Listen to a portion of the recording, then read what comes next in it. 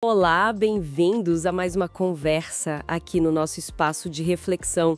Hoje o nosso foco é um capítulo assim bastante intenso das Escrituras, Gênesis capítulo 19. Vamos mergulhar juntos nos eventos que levaram à destruição de Sodoma e Gomorra, a fuga de Ló e tudo que veio depois, né? Sempre olhando para o texto que temos aqui. A história começa com a chegada de dois visitantes que a gente entende como anjos, né? Chegam em Sodoma já no fim do dia e Ló, ele tá ali sentado na porta da cidade, ele vê os visitantes e olha, age na hora. Se inclina, insiste muito para que eles fiquem na casa dele. É interessante que eles meio que recusam no início, né? Dizem que vão ficar na praça. Exato. E essa insistência toda do Ló, né? Num lugar como Sodoma já mostra alguma coisa, né? Já sinaliza uma retidão ali no meio. A hospitalidade era algo muito sério naquela cultura.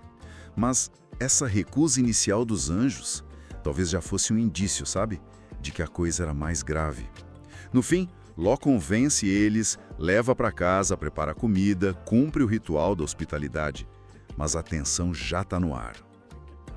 E como tá? Porque não demora muito. Antes mesmo deles irem dormir, a casa é cercada. E não é pouca gente, não. O texto diz todos os homens da cidade, dos mais novos aos mais velhos. Imagina a cena. E a exigência deles é brutal. Querem que Ló entregue os hóspedes para eles, para abusarem deles. Chocante. E a reação do Ló é de deixar a gente sem palavras. Ele sai, fecha a porta atrás de si e, para tentar proteger os hóspedes, ele oferece as próprias filhas, as duas filhas virgens. Diz que eles podem fazer o que quiserem com elas. Como a gente processa isso? É muito pesado. Reflete, por um lado, a depravação total daquele lugar, né? Um ambiente de violência extrema.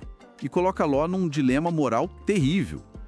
O dever de proteger o hóspede era sagrado, mas oferecer as filhas viola o dever de proteger a própria família. É complexo, e a multidão rejeita a oferta e ainda ataca Ló. Chamam ele de estrangeiro, de juiz, quer dizer, não aceitam nenhuma autoridade moral ali e partem para a violência, para arrombar a porta. Aí vem a intervenção divina, né? Os visitantes agem rápido, puxam Ló dentro de casa, fecham a porta na cara da multidão e aí cegam os homens lá fora. Eles ficam tentando achar a porta e não conseguem mais. Um resgate assim no último segundo. E logo depois vem o aviso, a cidade vai ser destruída. O clamor contra ela chegou até Deus. Ló corre para avisar os noivos das filhas, né, os futuros genros, mas eles não acreditam, acham que ele está brincando.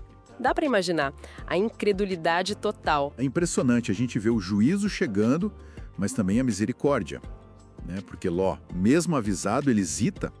O texto diz que ele demorava para sair, e aí os anjos pegam ele pela mão, a esposa, as filhas, tiram eles à força da cidade. E o motivo explícito é porque o Senhor teve misericórdia deles. A salvação ali não veio da prontidão do Ló, mas da ação de Deus. A ordem é clara, fujam para as montanhas, não olhem para trás, não parem na planície. Mas Ló, de novo, ele tem medo. Ele pede para ir para uma cidadezinha perto, Zoar. Diz que é pequena, que lá ele estaria seguro. E, surpreendentemente, o pedido é aceito. Zoar é poupada por causa dele. Uma negociação no meio do caos. Interessante essa negociação, né? Mostra a humanidade dele, o medo e o não olhar para trás. É um símbolo muito forte. Significa romper totalmente com aquele passado, com aquela vida condenada. Essa tensão entre o medo humano e a ordem divina é palpável ali. E assim que Ló entra em Zoar, seguro, começa a destruição. O texto descreve fogo e enxofre caindo do céu, vindos do Senhor, sobre Sodoma e Gomorra. É uma destruição total. Cidades, toda a planície, todos os moradores, até a vegetação. Tudo consumido. No dia seguinte, Abraão, de longe, só via fumaça subindo, como de uma fornalha. Uma imagem bem forte. E no meio dessa fuga desesperada, acontece a tragédia pessoal da mulher de Ló. Ela desobedece, olha para trás e se transforma numa estátua de sal. É direto, né? A consequência. Sim, muito direto. A estátua de sal virou um símbolo, né? Da desobediência, talvez do apego àquilo que estava sendo julgado. Mas é crucial lembrar do versículo 29. Diz que Deus salvou Ló ao destruir as cidades porque se lembrou de Abraão. A salvação de Ló está ligada, de forma bem direta, à aliança de Deus com Abraão e à intercessão dele lá atrás. Não é um ato isolado. Mas a história não termina com a fuga para Zoa. Ló fica com medo de ficar lá também e acaba indo morar numa caverna isolado só com as duas filhas. E aí acontece, outra situação muito perturbadora. As filhas têm uma ideia. Pois é.